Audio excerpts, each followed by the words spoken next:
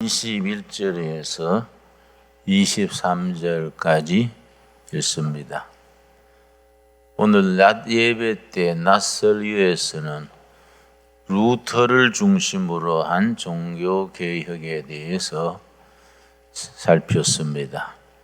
오늘 오후 성경 공부는 칼빈을 중심으로 한 스위스 제네바 시를 중심으로 칼빈의 종교개혁을 중심으로 공부하고자 합니다. 칼빈을 일컬어 하나님의 절대 주권을 주장한 분입니다. 루터나 웨슬레는 인간의 책임을 많이 강조했습니다. 특별히 감리교의 원조인 조한 웨슬레는 인간의 책임을 많이 강조했습니다. 그런 흐름을 알미니안주의라 그러고, 칼빈은 하나님의 절대 주권, 그걸 많이 강조했습니다. 하나님의 절대 주권에서 조금 오해하기 쉬운 것이 예정론이라는 특별한 교리가 우리가 장로교를 중심으로 형성됐습니다. 그런데 칼빈 사상에 있어서 예정론은 상당히 오해를 받고 있습니다. 이런저런 우리 교리적인 문제, 종교개혁의 여러 유형에 대해서 우리가 기본적으로 살피겠습니다. 우리 종교개혁 운동이 시작은 1517년 10월 31일에 독일에서 마르틴 루터가 깃발을 올렸습니다. 그러나 체계를 세우고 교리적인 바탕을 탄탄히 세운 분은 칼빈입니다. 칼빈은 프랑스 출신이기 때문에 프랑스식 이름은 까르뱅입니다.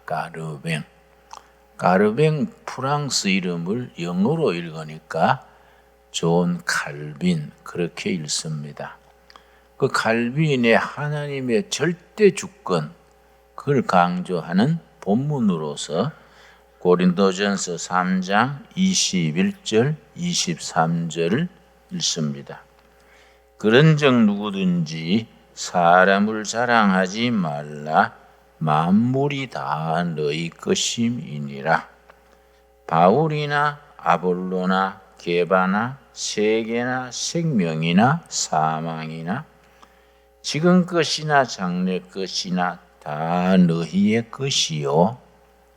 너희는 그리스도의 것이요. 그리스도는 하나님의 것이니라.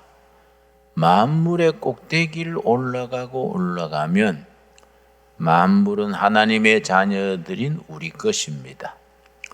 우리는 그리스도의 것입니다. 그리스도는 하나님의 것입니다.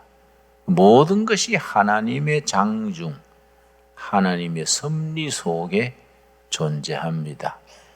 자, 종교개혁 운동이 16세기 초에 일어나서 유럽에 불길처럼 번질 때 나라나 지방에 따라서 특색이 달라집니다. 독일을 중심으로 일어난 개혁운동을 루터란 겁니다. 독일의 개신교 운동을 루터란이라 그러고, 스위스 제네바를 중심으로 한 칼빈의 신앙 개혁운동을 칼비니스트, 칼빈주의자 그러고, 칼빈에게서 성경과 개혁운동의 원리를 배운 학생들이 영국으로 건너가서 개혁운동을 펼쳤는데 그 운동을 퓨리탄 운동이라 그럽니다. 반면에 프랑스에서 프랑스, 스페인, 포르투갈이 전통적인 캐톨릭 국가입니다. 캐톨릭 국가 프랑스 안에서도 개신교 운동이 아주 강력하게 일어났는데 프랑스의 개신교 신자를 유고노 그럽니다. 유근호란 이름을 여러분 주목하셔야 됩니다. 유근호. 한 100만 가까이 됐습니다. 그 당시에 100만이라는 것은 큰 숫자지요. 그리고 개혁주의자들은 그 시대에 깨인 사람들이고 지식인 선각자들이고 그 시대에 가장 앞선 사람들이 교회 개혁을 부르짖고 사회 개혁을 부르짖고 그 신앙 개혁으로부터 정치, 사회, 교육 모든 교육이 번져나갑니다. 그래서 우리는 종교개혁 그래 부르지만은 16세기의 개혁운동에는 종교란 말을 본래 붙이지 않습니다. 역사에 나오기를 그냥 리포메이션, 개혁입니다. 개혁. 그 당시에 세속적으로 나간 운동을 르네상스라 그러고 영적 개혁을 중심으로 나간 운동을 리포메이션이라 그러는데 그 영적 개혁 리포메이션의 외연으로 아웃리치 외연으로 르네상스 운동이 짝을 이루어서 발전해 왔습니다.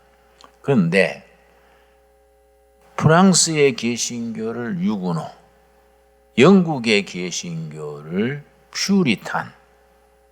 퓨리탄이라는 말은 순수하다 그 말입니다.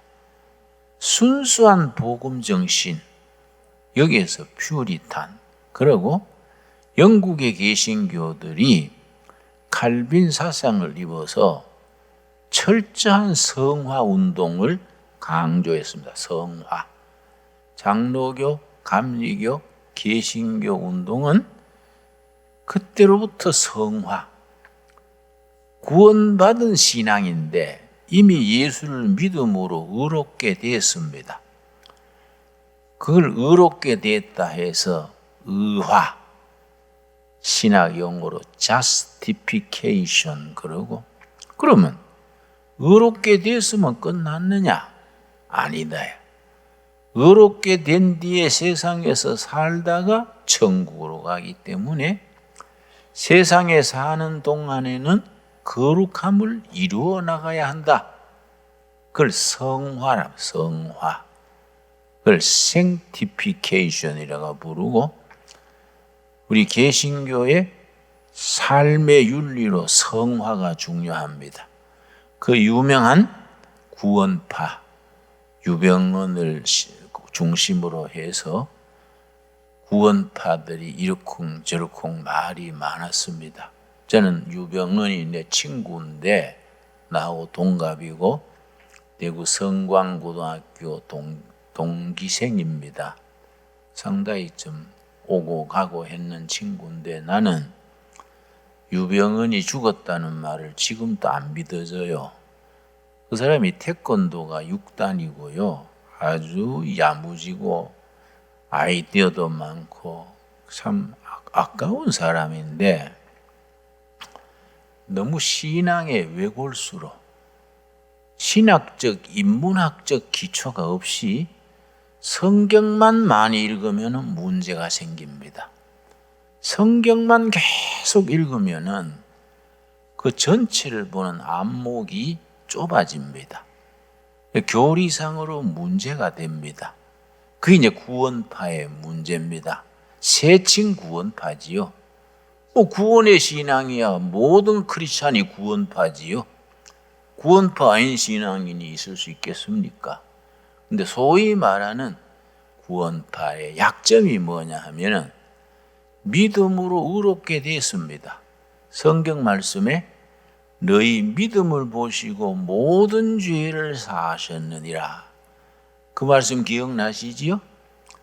구원파에서는 어떻게 해석을 하느냐 하면은 모든 죄라 그러면은 과거에 지은 죄만 용서하시는 것이 아니다. 앞으로 지을 죄까지 다 용서된 것이다. 조금 이상하지요? 그 논리적으로 따지면 말이 됩니다. 모든 죄를 지었으니까 성경에 지난 죄만 용서하느니라가 아니고 모든 죄를 사함받았느니라 했으니까 앞으로 지을 죄까지 용서된 거 아니냐. 그럴듯한 말인데 뭐에 빠지느냐? 성화가 약화됩니다. 그런데 베드로 사도는 베드로서에서 이르기를 이미 받은 구원인데 두렵고 떨림으로 구원을 이루어 나가라. 의롭게 됐는데 justification, 의롭게 됐는데 그걸 끝난 게 아니다. 두렵고 떨림으로 받은 구원을 이루어 나가라. 현재 진행형인 구원. 그리고 장차 하나님 나라에 들어갈 때에 당당하게 영광스럽게 됩니다. 이 세상 수고를 다 끝내고 천국으로 당당하게 입장합니다. 우리 성도들은 믿고 구원받을 때에 이름이 하늘나라 호적에 딱 올라갑니다. 하늘나라 호적 이름을 기록한 책을 무슨 책이라 그럽니까? 요한계시록 20장 19장에 나오는 생명책입니다. 생명책. 그 생명책의 주인은 어린 양 예수님이 주인이 되는 생명책에 우리 이름이 탁 올라갑니다. 나는 그걸 확실하게 믿습니다. 하늘나라 생명책에 김진홍 딱 있는 걸로는 확신합니다. 혹시나 이제 천국 들어갈 때 베드로 사도가 어디서 왔어? 신강두레 교회에서 왔습니다. 주민등록번호는 몇 번이요? 예를 들어서 그거 주민등록 찾겠습니까마는 몇 번입니다. 그럼 생명경이 찾다가 김지롱 이름이 없는데 이름 우리가 기죽어가지고 쭈삣거리면 안 되는 거예요. 확신 있게 베드로 사도님 혹시 연세가 많아서 헛본 거 아닙니까? 2장 헛냉긴 거 아닙니까? 다시 보세요. 사도님이 조금 총기가 흐려졌네요. 이리 자신 있게 나가야지. 내 이름이 없을 때가 없는데요. 이렇게 해서 하면 안 되는 거예요. 확신이요, 확신. 신앙 고백의 확신을 가지고 내 이름이 하늘나라 생명책에 있다. 아멘 하시지요? 뭘 보고 있습니까? 믿음을 보시고 의롭게 대해서 이름을 올려놓으면 그럼 끝났느냐? 두렵고 떨림으로 받은 구원을 이루어 나가는 성화가 따라야 된다 이거예요. 그래서 천국문에 들어갈 때 영광스럽게 되는 것을 영화, 글로리피케이션 그래요.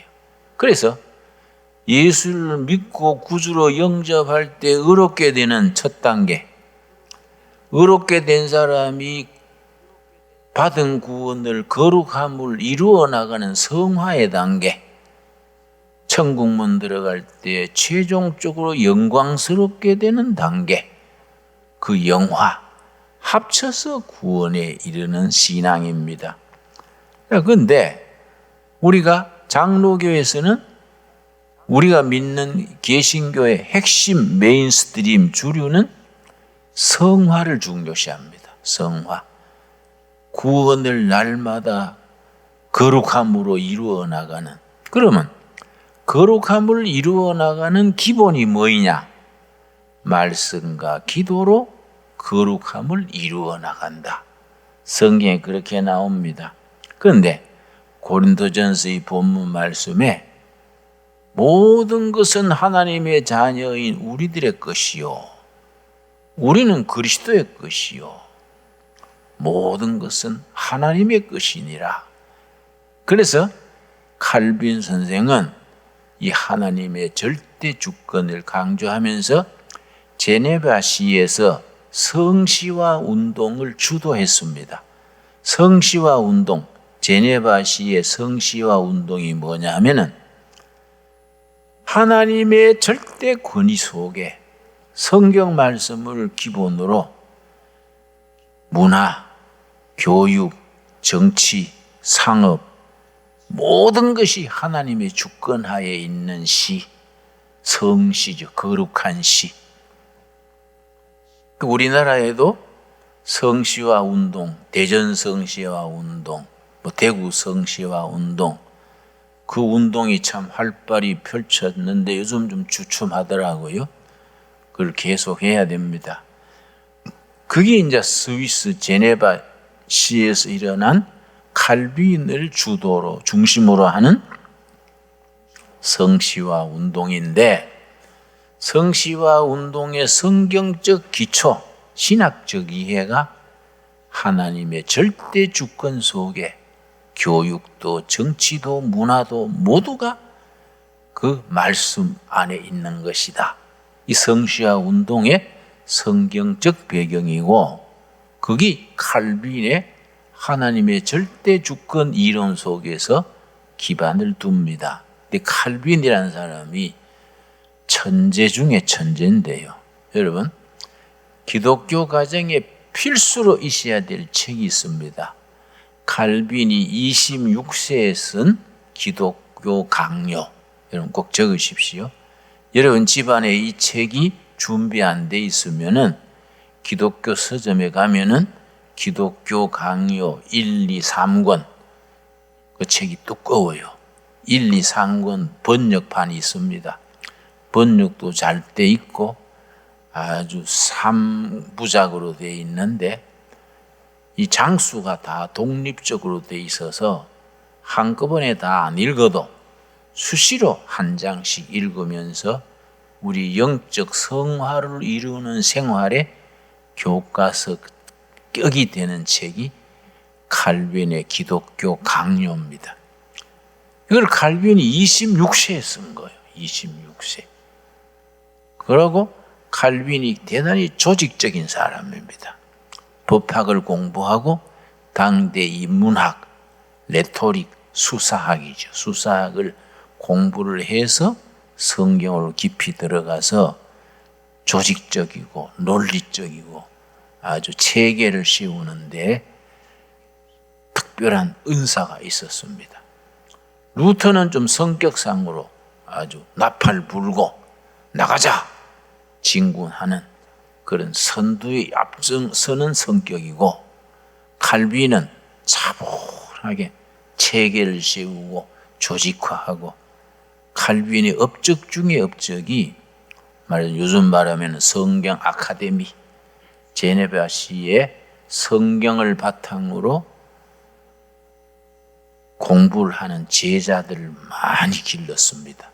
그 당대의 개신교 그 종교개혁 운동의 성경적 이론을 공부하고 싶은 사람은 스위스 제네바로 모여서 칼빈의 그 성서 아카데미에 등록을 해서 공부를 한 겁니다. 그래서 칼빈이 그렇게 길러진 제자들이 두 가닥으로 뻗어나갔는데, 한 가닥은 장로교. 그래서 네덜란드 아지요? 히딩크 아시지요? 그 나라가 네덜란드인데, 네덜란드라는 나라가 우리나라의 경상남북도만한 나라인데도 세계 무역 거래량은 세계 5등 안에 들어갑니다. 특별히 그 바다보다 낮은 땅에 소금 땅인데도 농업 수출은 연 1200억 달러, 수출이 1200달러입니다. 1200억. 우리는 네덜란드보다 훨씬 크고 땅도 좋고 지하수도 좋은데 농산물 수입이 1년에 350억 달러입니다. 이게 어디서 오느냐? 네덜란드 사람들의 거기 장로교 신도들이 세운 나라다 온 거예요. 특별히 1900년이 들어서면서 장로교 목사, 신학 박사가 대통령이 됐습니다. 그 사람이 아브라함 카이퍼예요. 철저한 칼비니스트, 칼빈 신도지요. 이 사람이 대통령이 돼가지고 성경적 기초 위에 국가의 조직을 갖춘 겁니다. 예를 들어서 교육에 굉장히 탁월한 안목을 세웠는데, 지금 또 아브라함 카이프 목사가 수상으로 있으면서 세운 그 교육 제도에서 벗어나지 않고 그대로 지키는 겁니다. 초등학생이 입학을 하면 담임이 딱 정해지면 6년간 졸업할 때까지 그 담임이 계속해요. 6년간 한 학생을 맡아서, 그 이제 선진국이니까 한 반에 그저 15명, 많아야 20명. 15명을 데리고 6년을 가르치니까 뭐 완전히 파악하는 거예요. 적성이 뭐이고 성격은 어떻고 다 해서 6학년 졸업하기 전에 담임 선생이 부모를 불러요. 불러가지고 얘의 진로를 결정합니다. 담임 선생이 딱 주도하는 거예요. 내가 6년간 얘를 지도해 보건대 얘는 예능 방면에 자질이 있으니 예술 학교를 보내세요. 얘는 뭐 대학 진학할 필요가 없습니다. 얘는 농장에서 농업 전문가로 키우세요. 대체로 담임이 권하는 대로 부모가 따라요. 네덜란드가 그렇게 선진국이면서도 대학 진학률은 고등학교 졸업생의, 아니 초등학교 전체 교육생의 30%가 안 돼요. 나머지는 다 중고등학교 졸업하고 그냥 직장으로 나가는 겁니다. 농장으로 나가고. 우리나라 대학생들 나이에 벌써 농장주가 돼가지고 세계 농산물 수출하고. 얼마나 그게 세월이 풀었습니까? 우리는 뭐 무조건 대학을 다 가니까 그 낭비가 엄청난 거이지요. 그 이제 네덜란드라는 나라의 기초에 장로교의 윤리가 바탕이 있는 겁니다. 그리고 이제 칼빈의 제자들 중에 한쪽은 장로교 신도들이 네덜란드 어디 새로운 땅이 없으니까 네덜란드는 바다보다 낮은 땅이니까 사람들이 돌아보지 않는 땅이니까 거기 가서 개척자로서 개척을 한 거예요. 또 영국으로 가는 칼빈의 제자들은 퓨리탄 운동을 일으켜서 영국을 새롭게 하는데, 영국에서 열심히 하는데 구체제 캐톨릭 영국 국교회가 성공회입니다. 앵글리칸 그래요. 성공회는 캐톨릭과 개신교 중간을 선택했는 영국 특유의 교단이 앵글리칸 성공회인데, 성공회에서 칼빈의 제자들인 퓨리탄을 박해하는 거예요. 직장도 못 얻게 하고 뭐 사업도 방해하고. 그러니까 억압받다가 활로를 어디서 찾았느냐면, 좋다, 우리는 영국 포기하고 신대륙으로 간다. 그래서 그 사람들이 미국으로 가서 미국을 건설한 겁니다. 미국을 건설한 핵심이, 그 메인스트림 핵심이 장로교 신자들과 퓨리탄 신도들이 건너가서 미국을 건국을 했는데, 그래서 미국을 건국했는 그 건국의 조상들, 워싱턴, 뭐 제퍼슨, 벤자민 프랭클린, 뭐 이런 기라성 같은 미국 건국의 시조들이 장로요. 미국 헌법을 만들 때 영국하고 싸워가지고 독립을 얻었지요. 독립한 뒤에 자, 우리가 새 나라를 만들어 보자. 어떤 나라를 만들 것이냐? 나라 만드는 기틀이 헌법이죠, 헌법. 헌법을 만들기 위해서 각계각층의 대표 50명을 뽑았어요. 상공인, 학자, 성서학자, 뭐 정치가 50명 산속 깊은 별장에 들어가 가지고 2달 동안 토론을 해서 한 조 만들어서 미국 헌법이 탄생됐는데 그 기초가 2가지요. 미국 헌법의 원형 기초는 10계명입니다. 10계명. 10계명을 기초로 해서 장로교 정치 원리로 이게 미국 헌법이 되어 있습니다. 그래서 우리 미국 정치 시스템이 우리 장로교 비슷해요. 왜냐? 상원, 우리 당회가 상원이요. 하원, 재직회가 하원이요. 또 대통령 책임제, 담임 목사예요. 근데 목사님이 아무리 주장을 해도 상하원에서 거부하면 안 돼요. 그거는 담임 목사가 아무리 주장을 해도 당회 재직회에서 거부하면 목사의 마음대로 못하는 거예요. 또 상하원에서 결의를 다 해도 대통령 거부권이 있어요. 이거는 장로님 내에서 다 결의해도 목사님이 좀 더 기도해보고 합시다. 그러면 안 되는 거예요. 목사님이 기도해보겠다는데 뭐 기도하지 맙시다 합니까? 그게 이제 그 시스템이 장로교의 정치가 미국 정치의 기본을 이룹니다. 그러니까 미국 헌법은 제정한 지가 거의 250년 가까운데 불과 조항이 27개조밖에 안 돼요. 그런데도 27개조 되는 미국 헌법이 250년간 한 번도 바꾸지를 않았어. 우리는 1948년 5월 31일에 첫 국회를 재헌의회라 그럽니다. 이승만 장로가 그 의장이지요. 그때 제정한 대한민국 헌법이 벌써 7번 바뀌었지요. 요새 헌법 개정 얘기가 나오고 있으니까 다시 개정하면 8번째 바꾸게 되죠. 지금 우리 정치 여당이 아주 내가 못마땅하게 생각하는 것은 절대 그래 안 되겠지요. 안 돼야 되고.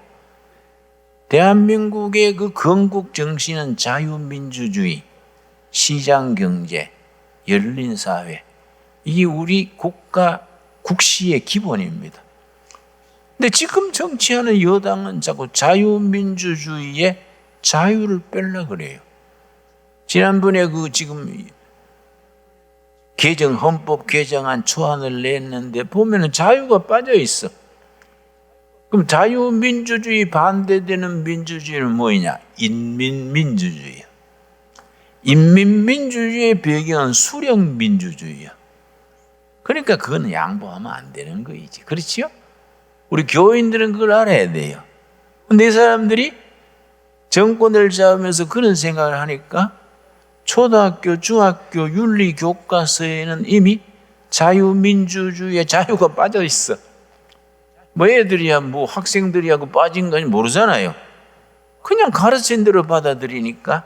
그래서 나는 한국 교육을 전교조가 주도하는 거는 반대하는 거예요. 근데 우리 교회가 많은 크리스찬 교사들을 길러서 우리가 성경적 바탕에 있는 자유민주주의, 하나님이 주신 자유잖아요. 갈라디아서 5장 1절에 그리스도께서 우리에게 자유를 주셨으니 그러므로 다시는 종의 멍에를 매지 말라. 기독교 신앙의 기본이거든요. 그러니까 요한복음 6장입니까? 예수님이 진리를 알지니 진리가 너희를 자유케 하리라.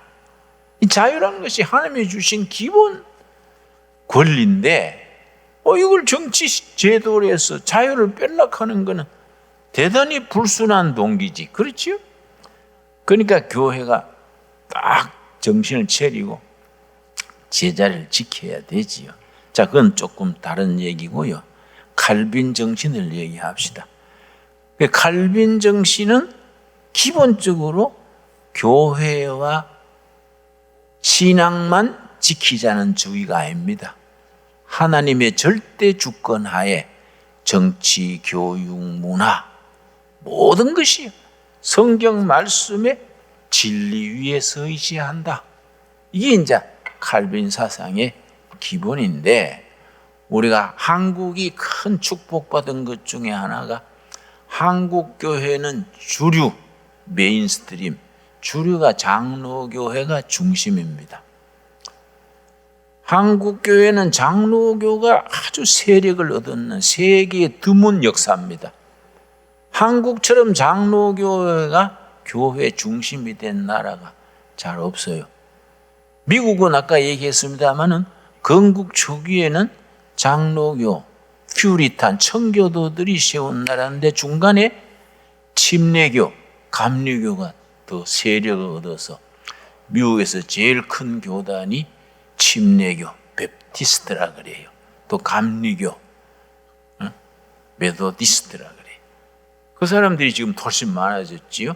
근데 우리 한국은 완전히 장로교 중심의 교회를 이루고 있습니다. 그런데 칼빈 운동을 쭉 공부하고 성경을 공부해 보면은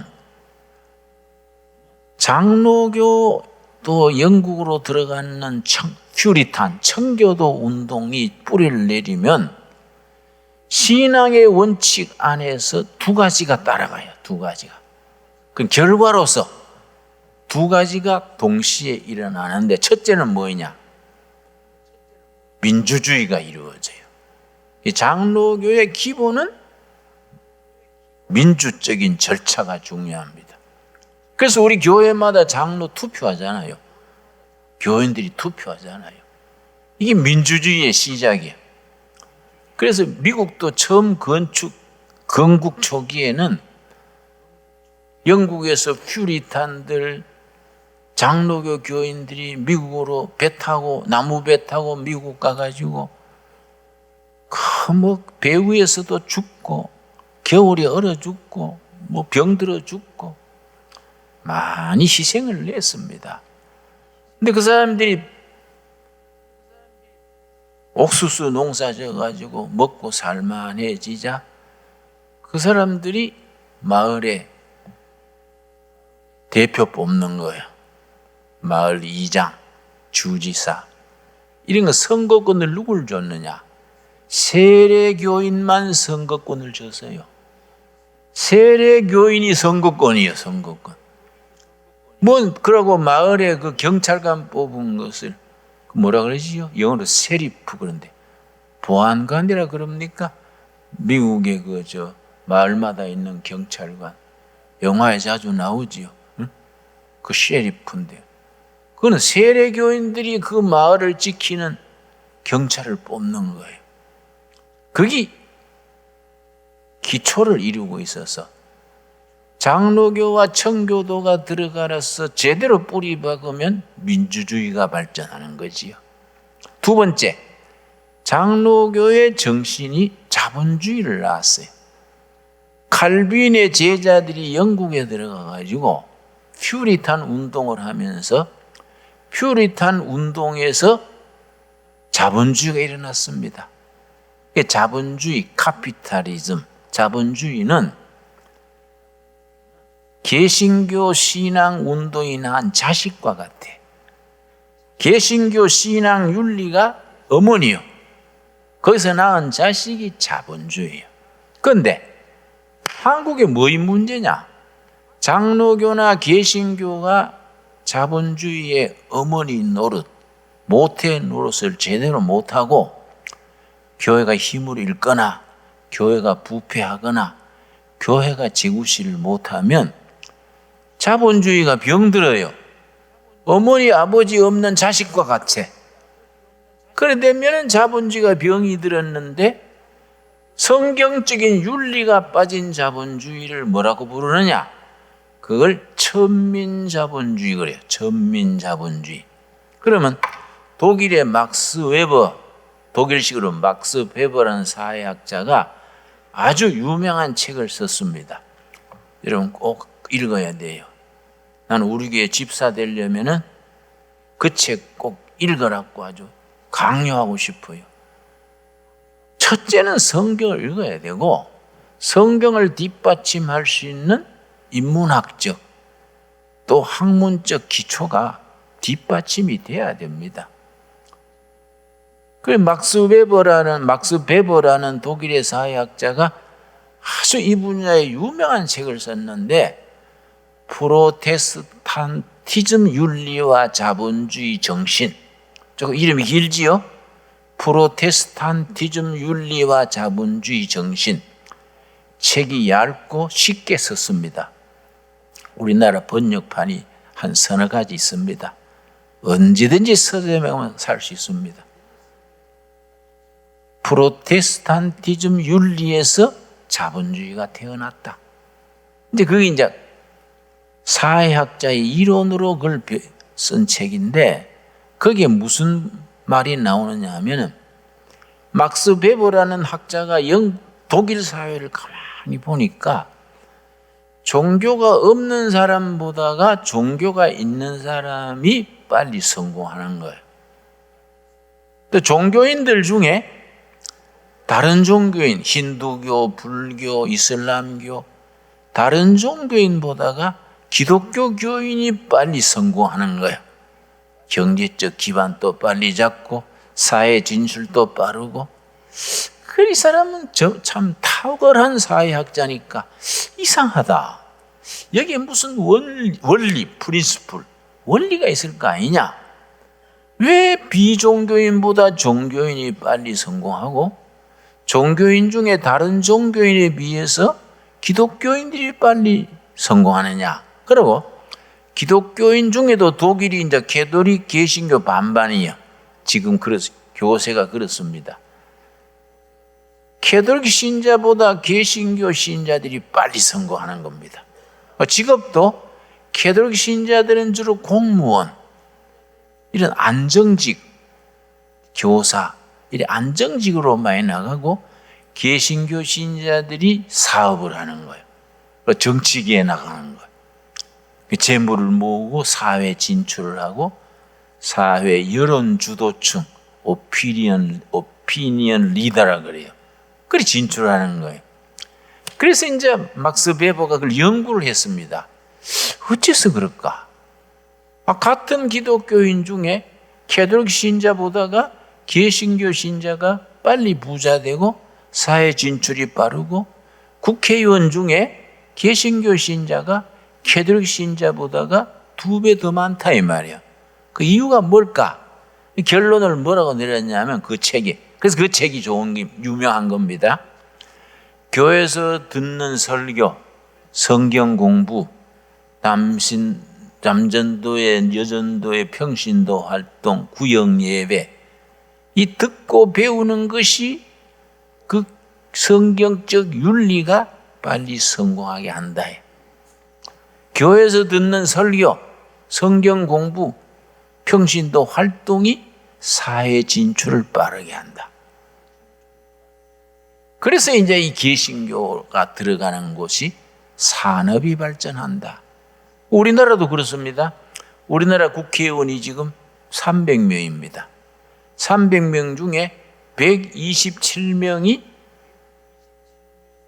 개신교 신도입니다. 장로, 집사 그렇습니다. 물론 개 중에는 뭐 엉터리도 있지요. 뭐 성경 볼 때 까꾸로 들고 보는 사람도 있다 할 정도로 엉터리 있지만은 그러나 자기 이름으로 종교란에 개신교 쓰는 사람이 127명이야. 캐톨릭 신자는 70명이야. 불교 신자는 42명입니다. 그러니까 한국 불교는 지금 비상이지요.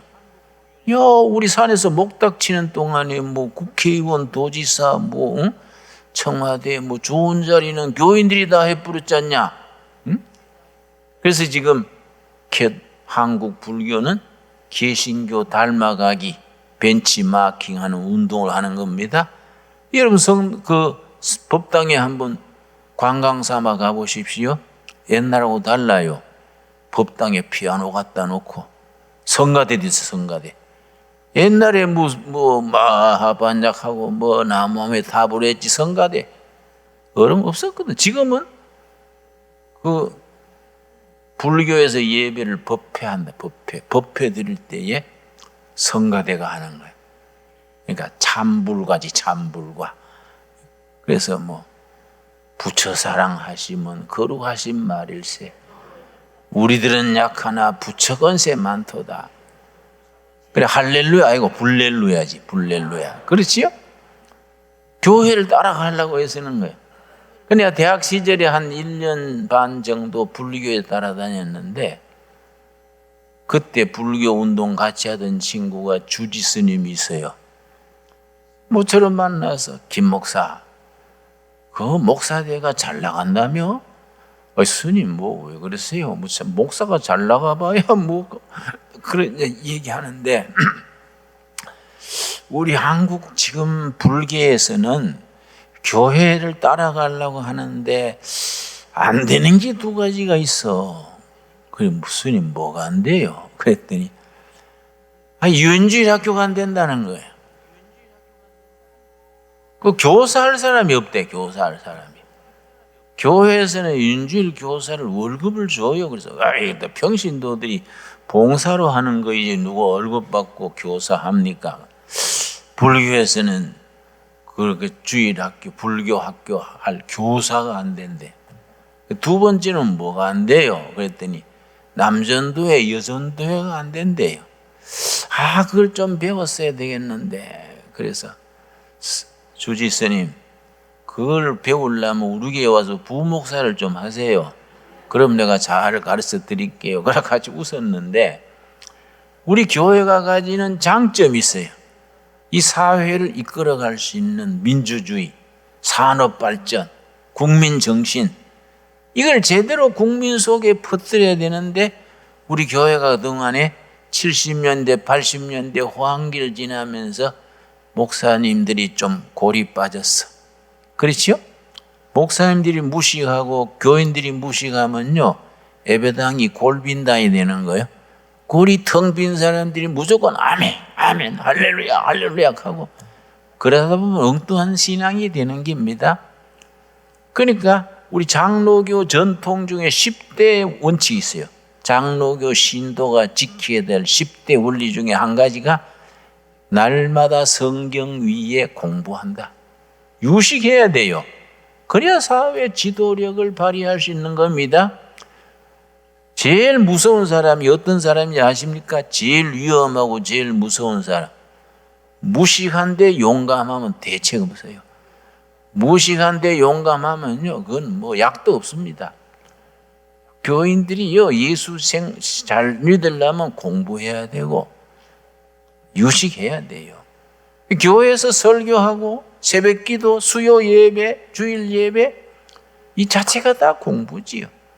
그래서 대한민국의 희망은 교회라는 겁니다. 일반 국민들이 어디 매주 모이고 하는데 어디 있습니까? 매주 모여서 설교 듣고 성경 공부하고 남전도회, 여전도회, 조직운동하고 이리 하는 데가 세상에는 없지 않습니까? 그래, 한국을 지켜가는 것은 교회다, 교회. 개신교회가 이만큼 일제에서 독립한 이에 지금까지 교회가 이만큼 사회를 이끌어오는데 지적인 그런 정신적인 도덕적인 바탕을 이루었다. 그러니까 우리가 교회의 중요성에 대한 사명감을 가져야 돼요. 그래서 이제 스위스 칼빈, 스위스 제네바를 중심으로 한 칼빈의 개신교 운동. 특별히 그 사람의 주저가 뭐라고요? 그 사람의 유명한 책, 26살에 쓴 책, 기독교 강요 1, 2, 3권 꼭 사셔야 됩니다. 그 집에 두고 수시로 빼봐야 됩니다. 물론 성경을 열심히 읽지만은 성경만 열심히 읽다가는 구원파처럼 자기도 모르는 사이에 엉뚱한 소리 하게 되는 겁니다. 그러니까 칼빈은 거기에 또 성경 주석을 매주 교회에서 2시간씩 강의했습니다. 내 서재에 가면은 칼빈이 창세기부터 쭉 성경 66권 중에 65권 요한계시록만 강의를 안 했습니다. 매주 이렇게 성경을 가르쳤는 게 전집이 나와 있어요. 저도 갖고 있습니다. 지금도 내가 참고를 하지요. 근데 요한계시록은 강의를 안 하고 책을 안 쓰니까 제자들이 물었습니다. 스승님, 그 중요한 요한계시록은 왜 책으로 안 남기십니까? 그러니까 칼빈이 뭐라 그랬냐면 워낙 심오한 책이라 내가 말해 놓으면 거기에 후배들이 올무가 돼서 빠질까 봐 걱정된다. 그때 성령께서 역사하도록 두어야지 내가 뭐라고 써놓으면 그게 올무가 될까 걱정된다. 그 정도로 이제 요한계시록 외에는 다 그걸 이렇게 강해한 내용이 있습니다. 그러니까 개신교 종교개혁 운동자들의 특징이 세 가지요. 루터, 칼빈, 쯔빙그리, 후스, 뭐 여러 개신교 운동, 개혁 운동의 16세기 운동의 중심 인물들이 있는데 공통점이 세 가지예요. 첫째는 성경학자예요. 루터도 칼빈도 쯔빙그리도 다 성경학자예요. 후스도. 첫째가 성경학자들이다. 둘째가 열정이죠. 열정. 목숨 걸고 전한 거예요. 목숨 걸고 전한 거예요. 세 번째는 그 사람들이 다 사회적인 지도력, 인문학적 바탕이 두꺼운 인문학적. 성경만 아는 지도자들이 아니다. 그 당대의 사회적인 지식인이고 사회적인 지도자들로서 자격이 있었다. 근데 지금 우리 목회자들은 그런 대를 이어서 지도자 교육을 못 받고 있으니까 이게 이제 극복돼야 될 점이지요. 자, 오늘 본문 말씀 고린도전서 3장 21절 칼빈의 하나님의 절대 주권하에서 우리가 모든 것이 하나님이 주권하에 있다. 그 본문 읽으면서 고린도전서 3장 읽었습니다. 우리 읽고 마치도록 하겠습니다. 3장. 아까 말씀드렸듯이 루터는 종교개혁 운동에 깃발을 올려가지고 전 유럽이 뜨겁게 만든 역할이 있고 칼빈은 조용하게 칼빈은 위장병이 있었습니다. 맨날 끌끌거리면서 위장병이 있고 몸이 약했습니다. 그 대신에 조용하게 앉아서 조직화, 체계화한 거이지요. 그리고 사람을 키운 거지요. 그러니까 루터의 제자들은 대를 이어간 사람이 별로 없어도 칼빈의 제자들이 장로교 세우고 퓨리탄 운동하고 그 퓨리탄들이 미국 가서 미국 건국을 하고 또 장로교 쪽은 또 네덜란드, 스코틀랜드 이쪽으로 나가서 나라도 세우고 그만큼 나간 겁니다. 그다음 말씀을 바탕으로 칼빈 정신이 그 당대에 그만한 막강한 영향력을 끼친 겁니다. 자, 고린도전서 3장 21절 말씀. 그런즉 누구든지 사람을 자랑하지 말라. 만물이 다 너희 것임이니라. 모든 건 지은 분이 주인인데 만물이 하나님이 지으셨으니까 우리는 하나님의 자녀들이니까 다 우리 거지요. 아멘이 됩니까? 하나님이 주인인데 우리 하나님의 아들이 딸이다. 그러니까 다 우리 거다.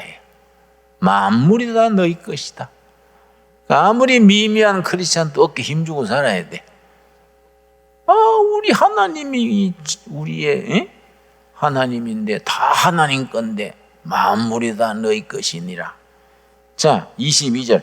바울이나 아볼로나 게바는 베드로가 게바지요. 세계나 생명이나 사망이나 지금 것이나 장래 것이나 다 너희의 것이요. 너희는 그리스도의 것이요. 그리스도는 하나님의 것이니라. 이 하나님의 절대 주권하에 만물이 또 모든 나라가 세계가 유지되어 가는 원리가 하나님의 주권하에서 움직여야 된다. 정치, 교육, 경제, 산업, 문화 모든 것이 하나님의 말씀의 빛에서 이루어져야 된다. 이 칼빈 정신의 기본 출발점입니다. 이 말씀 잘 이해해서 우리 신강 둘의 교회쯤 되면 우리 교회 안에서 우리끼리 아멘 간다고 되는 게 아니야. 우리끼리 뭐 동네에 문 닫아 걸어놓고 우리끼리 은혜 받았다고 길길이 뛴다고 되는 게 아니야. 우리가 이 교회에서 은혜 받았다는 것은 동두천시, 양주시 이 지역사회에 하나님이 맡긴 사명이 있다. 그걸 정직이 사명 그래. 정직이 사명. 그 이 도시의 교육, 정치, 문화 모든 운동이 우리 교회가 관심 가지고 앞으로 교회가 이제 기초가 잡혀가면은 투자도 하고 사람도 키우고 또 우리 교회 교인들이 시의원 또 나오고 국회의원 또 나오고 또 교장 또 나오고 모든 걸 우리 교회가 관심을 가져야 돼. 그리고 중복기도 하고 특별히 문화운동. 문화운동이 얼마나 중요합니까? 이 지역 사회의 문화운동이 성경적인 바탕에서 이루어져야지 택도 없는 동성애도 좋다 이런 소리 했었고 그런 게 학교에서 가르쳐지면 그 말도 안 되잖아요. 안 그렇습니까? 그런 걸 우리가 적극적으로 공격적으로 막아낼 수 있는 교회로서의 사명을 감당할 수 있게 되기 바랍니다. 기도하겠습니다. 하나님 감사합니다. 때를 따라 도우시는 아버지의 말씀 따라 만물이 다 하나님의 것이요 하나님의 자녀인 우리들의 것인 줄 믿고 감사드립니다. 우리는 그리스도의 것이요 그리스도는 하나님의 것이라 했습니다. 우리가 사는 지역사회에 종교도 정치도 문화도 교육도 모든 것이 시민들의 삶 전체가 하나님의 주권하에 있는 줄 믿습니다. 성경적인 원칙 위에 삐뚤어진 걸 바로 세우게 하시고 잘못된 것을 고치게 하시고 넘치는 것을 제하게 하시고 말씀의 기초 위에 정말 좋은 시, 좋은 사회, 좋은 나라 세우는 일에 우리가 쓰임받고 헌신하고 열매 맺게 하여 주시옵소서. 예수님 이름 받들어 기도드렸사옵나이다. 아멘.